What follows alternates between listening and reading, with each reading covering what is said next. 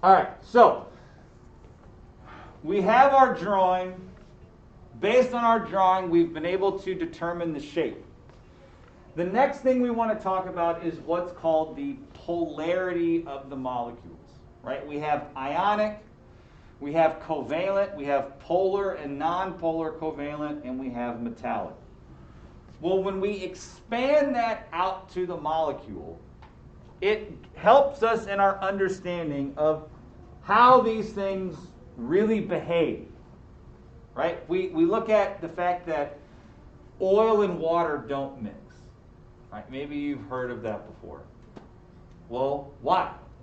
Why is it that when I pour salt into water, it will dissolve, but if I pour oil or gasoline into water, it won't?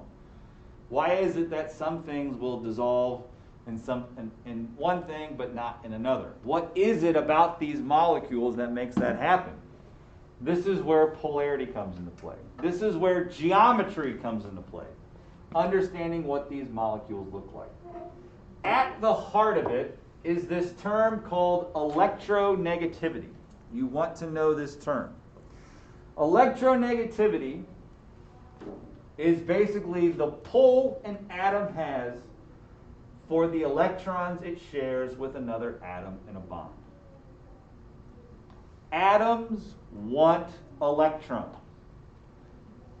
All atoms do. Because atoms have a nucleus. The nucleus is positive, and it's opposites that attract. Even though metals typically need to lose electrons to become stable, there's still an attractive force there. That positive nucleus is always trying to attract negatively charged electrons. Well, some atoms have an advantage. Some atoms are just better at it than others. One of the best analogy is that of tug of war. Whenever atoms bond, they're always fighting over the electrons, like little siblings over toys. They are always fighting. They're always pulling on the electrons. And so we can talk about the electronegativity to help us to explain this. Now, this is a trend. We are able to look at the periodic table, and I can tell you that chlorine has a higher electronegativity than silicon because of where it is in the periodic table. But you don't need to know that. Because if you look at your periodic table, either the one that was given to you at the beginning of the term or the one that you can find on Schoology, on your periodic table are all of the listed electronegativities. So you can look and see that chlorine has an electronegativity of 3.0 and silicon has an electronegativity of 1.8. So you don't need to know that it's a trend, know what the trend is. You don't even need to know why the trend is. This is just kind of FYI, this bottom part of how we can kind of understand why does fluorine have such a higher electronegativity than everything else. Well, because it's really small. It just needs the one valence electron to become stable. And it has a pretty positive nucleus. And so it's able to pull things in a lot better. Whereas potassium is really big. It's really wide. So that positive nucleus, it can't reach. Right? It's like a really morbidly obese person trying to buckle a seatbelt. They just can't quite get it around. So anyway, this stuff you don't need to know. Again, it's all on your periodic table. So how do we determine when things bond together, how do we know what their bond type is going to be? Well, it's simple. You just subtract the electronegativities. So I know that when hydrogen and oxygen bond together, they're going to bond, they're going to share electrons, and they're going to start fighting. they're going to start pulling on the electrons. And if they pull evenly, like playing tug of war against yourself, the electrons don't go anywhere. And the electrons are shared evenly. But if the scales tip and one atom is stronger than the other, then that shifts everything. And so there's actually a numerical scale that we can use. This is not an exclusive scale. If you go online and look at other places, you will find probably a different scale. You could probably go into some of the chemistry books I have over on my bookshelf and find different numbers as to what the cutoff is. Okay? Because this is a gradient scale of black to white. Right? If you think about, something like that, it's really hard to tell, like, all right, when does it start being gray? Or when does it start being one color and not the other? Think of cold water to hot water. When does it stop being cold water? So there's a little bit of a gray area with that. But we all pretty much agree that when the differences are really, really close together, you're going to get a non-polar covalent bond. You're going to get electrons being shared evenly. And when they're really far apart, like what typically happens between metals and nonmetals, when the electronegativity is so different, you don't get sharing. Right? Like if you were to play tug of war with me, I am so much more stronger than you, I would just pull the rope right out of your hands. And that's what we call ionic bonding. Right? That middle ground is where it becomes what we call polar. Okay? So you do want to know these cutoffs from all of them. So 0.4 and 2.0, those are kind of our range points. So a polar bond. A polar bond is when there's a partial separation of charge. And what we mean by that is in the bond,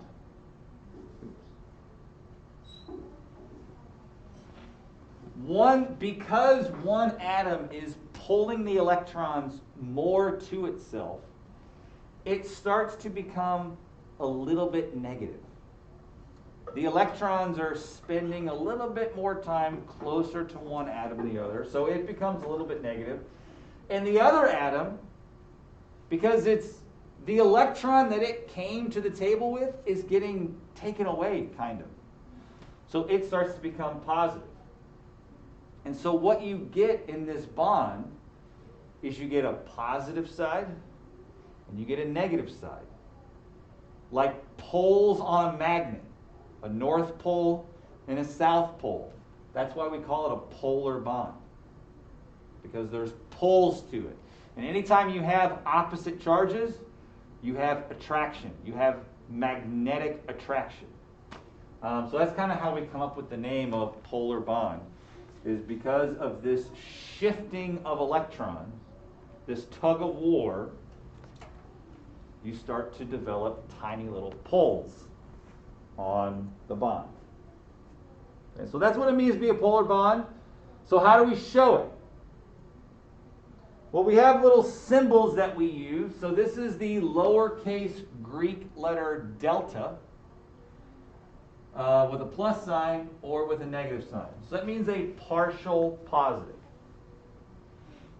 The other way that you can show it is what's called you draw what's called a dipole moment or a polarity arrow. So, for example, carbon and fluorine is a polar bond. Carbon is 2.5, fluorine is 4. So that's a difference of 1.5. So that falls in our range of it being polar. Because fluorine has such a high electronegativity, the electrons are being pulled towards the fluorine, which is why the arrow is showing the direction the electrons get pulled towards. So I always use the analogy of tug of war. The electrons move to what is strongest. And in this case, fluorine is the strongest. And this little plus sign here is kind of showing this thing right here. That because the electrons are being pulled towards fluorine, it's the carbon that's becoming slightly positive. Okay? And then this over here is just the other way using these symbols. So the fluorine is becoming partially negative because it's pulling the electrons to itself. The carbon is becoming partially positive.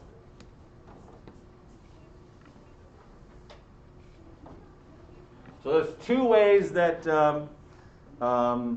we can kind of show what's happening in a polar bond. So let's look at some examples.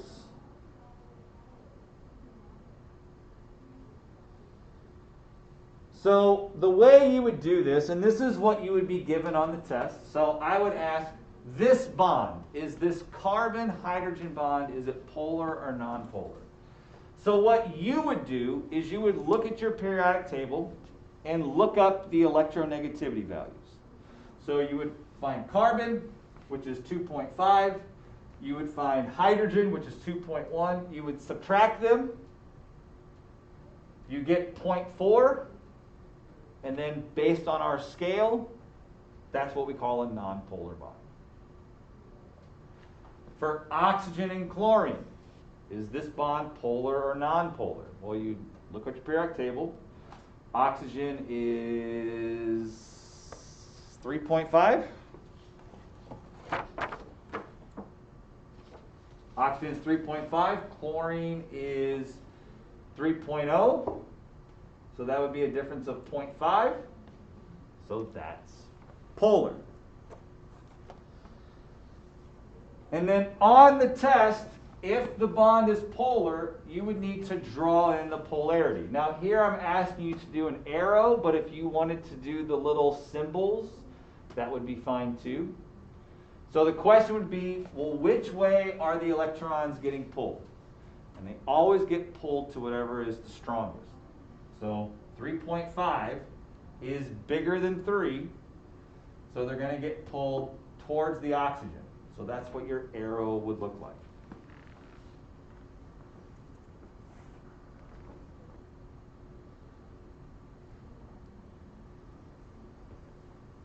In an example like this where the two elements are the same, it's irrelevant what their electronegativities are because it's going to be 0, it's going to be nonpolar. Yes, sir? Where are you getting those numbers? Periodic table. So like where? So if you look in the bottom corner of the box, so not that periodic table, this one.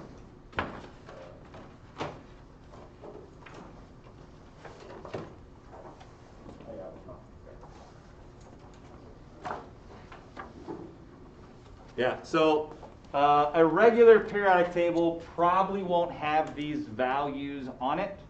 So that's why you got to use the one that I gave you in the beginning. Yes, sir? So is anything below 0.5 nonpolar, basically? So 0.4 and lower is nonpolar. And then this last one, so we got C and Cl. So at 0.5, it's polar. So in this case, the arrow is going to move towards the Cl because the Cl is strongest. Now, quickly, I say that, I want to kind of contrast this to ionic bonds because the same process happens. A metal and a nonmetal bond together and the electrons overlap, and at least for a fraction of a millisecond, they're sharing. But the electronegativities are so different that basically the atom just pulls the electron away. The magnet is so strong, it just pulls it away. And that's why this is different. It's categorically different. That's why they become fully positive or they become fully negative, because the electron has completely transferred. It's not like dipping its toe in the water. Like, it's gone. And so that's why we need such a high difference in order for it to be ionic. Now the next thing you have to do, because there's a difference between a bond being polar and the molecule being polar. And this is the last thing we're going to talk about. And then we'll be done. So we're almost to the end. A bond is polar because it has two poles. It has a positive side and it has a negative side. A molecule is polar for the exact same reason. It has two sides. It has two poles. It has a positive side and it has a negative side. And this is why molecular shape, the geometry, is important. Because not every molecule that has polar bonds is a polar molecule. Because symmetry matters. If the polar bonds cancel out, right? You have one arrow going to the left and you have one arrow going to the right. They cancel out. Here's your tug of war in action, is that they're being pulled in opposite directions equally, and you don't get a positive side and a negative side. You don't get two poles. And so we have to think about the geometry of these molecules to understand, is the molecule polar or nonpolar? So let's look at an example here. So here, let's assume, let's say this is carbon and all of these are fluorines. Each of these bonds is polar. So my electrons are all going out towards the fluorine. The fluorines are all negative. And your carbon is positive. Well, because of the geometry, and this is trigonal planar, by the way, where's your positive and negative side? There is no way for you to orient this molecule so that one side of the molecule is negative and the other side is positive. There is no way for you. Let's cut it down the middle. Well, look, I got negatives on this side. I got negatives on that side. That's not two poles. That's not a positive and negative side. Well, let's cut it along this bond right here. Well, same thing. I got negatives on one side. I got negatives on the other. That's not two different sides. Cut it this way. Same situation. There is no way for you to cut this molecule along its bonds so that you get one side being one charge and the other side being something else. That's what we mean that they cancel out and the molecule is overall polar. Now let's look at a different example.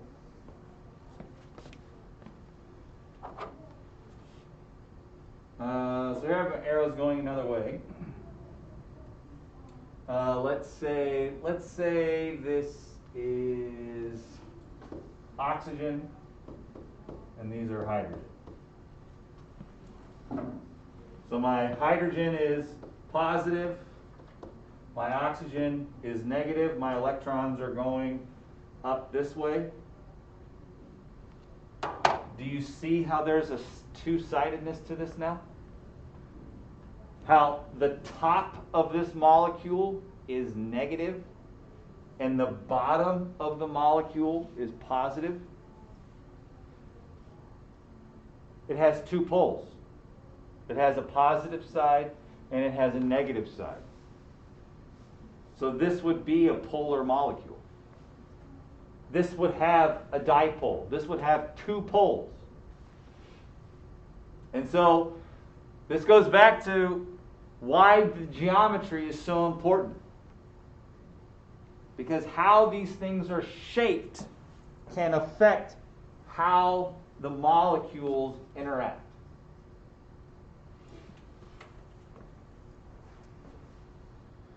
So how do we know this? How do we know when the bonds cancel out or when they don't? Great question. So the first thing is the molecule must be symmetrical. So we're looking at linear geometries, planar geometries, and tetrahedral geometries. Right? A bent geometry is not symmetrical. I should say symmetrical in all directions. Because there is some symmetry in a bent molecule, but it's not symmetrical in all directions. The same is true for trigonal pyramidal, for pyramids. There is symmetry, but they're not symmetrical in all directions, so we should be clear about that. So basically what we're looking at is shapes that have 0 lone pairs.